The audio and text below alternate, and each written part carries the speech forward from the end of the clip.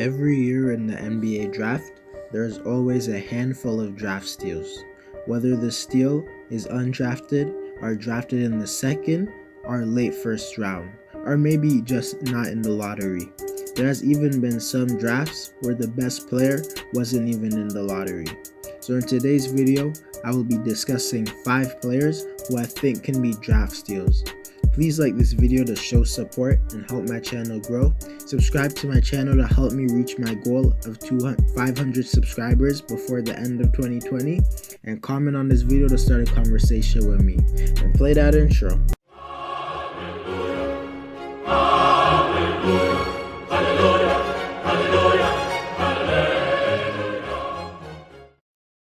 The first player we will discuss is Aaronnee Smith.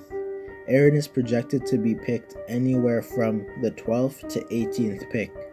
Nesmith is a pure shooter who put up eye-popping stats in the first half of the season before injuring his foot. He has deep range and has been shooting NBA distance threes since college. Aaron has moves that the best shooters in the league have, such as ball fakes, jab steps, and moving off the ball. He is also capable of hitting off-ball threes. Nesmith can get it done on both sides of the floor, with him being 6'6" with a 6'10" wingspan and also being 215 pounds.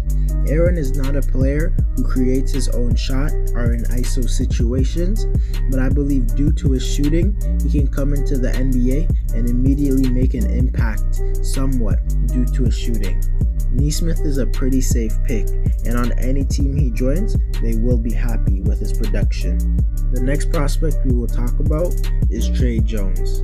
Jones is projected to be chosen from anywhere from the late first round or early mid-second round.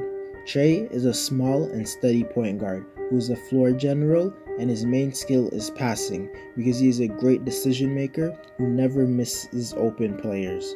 In his first season at college, he was an atrocious shooter, shooting 26% from 3.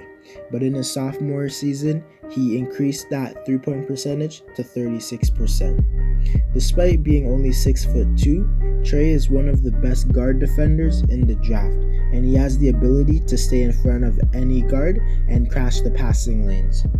Although Trey improved his 3-point shot a lot, shooting consistency is probably his most glaring weakness, and as a small guard who can't shoot, that is often a problem in the league. Trey has a limited upside but a pretty high floor, and I think Trey can come into the league and be an okay backup point guard. And I think depending on which team he's drafted by, he might be a rotation player immediately. The next prospect we will talk about is Zeke Naji. Zeke is a wiry, strong, athletic big man who has the capability to shoot the 3-ball. He is an energy big man who plays with great passion and intensity, and he has a solid post game. He can be used as a pick and roll or pick and pop player.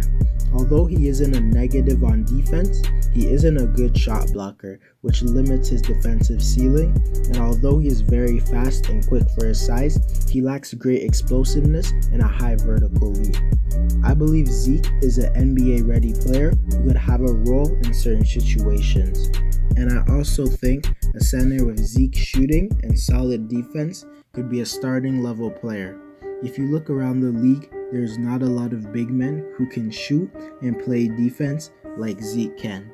He plays similar to Thomas Bryant because they both play with a lot of energy and they both can shoot the ball and they get rebounds due to how hard they play. Zeke is projected to be a late first rounder, so if your team gets him and you don't know who it is, just know he's a solid prospect. The next prospect we will discuss is Desmond Bane. Desmond is a 6'6" combo guard who is very strong and is a versatile offensive player with high IQ.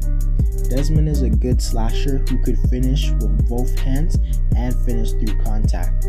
Bane is also one of the best shooters in the draft. He is not a player who creates his own 3-point shot, but is more of a catch and shoot player, and he has a solid handle and can use it to get to the rim. On defense, Desmond has an high IQ, and his IQ helps him be a good team defender, and unlike other prospects, he has a high motor on that side of the floor, and he gives plenty of effort on defense. But Bane's lack of length and athleticism limits his defensive ceiling, but I believe his defensive IQ, versatility, and effort will easily make him an above average defender. I think Desmond can be a solid 3-and-D player in his career, and depending on which team drafts him, he might have a bench role straight out the gate. The next prospect we will talk about is Vernon Carey. Vernon is a steady, smooth big man with the ability to score, and he has an old school game in the sense that he isn't a big man who takes a lot of threes. He is only 19, making him one of the younger players in the draft, and he has a very good post-up game due to his footwork, and he is a capable rim protector, averaging 1.6 blocks in college. His jump shot shows some promise, but he needs to attempt more and develop more range. Vernon is not good at guarding perimeter players, and that can drastically limit how impactful he can be. Vernon is projected to be drafted in the late first round, and I don't see him being a player who comes in immediately, but more of a raw prospect. I think Vernon can kind of be like Domantas Sabonis due to his good passing ability for a big man. If your team drafts Vernon, you shouldn't be worried. Anyways guys, that's it for the video. Please like the video to help my channel grow, subscribe to help me reach 500 subscribers before the end of 2020, and comment on this video to start a conversation with me. Also check these two videos up above if you like this one, and I'm out.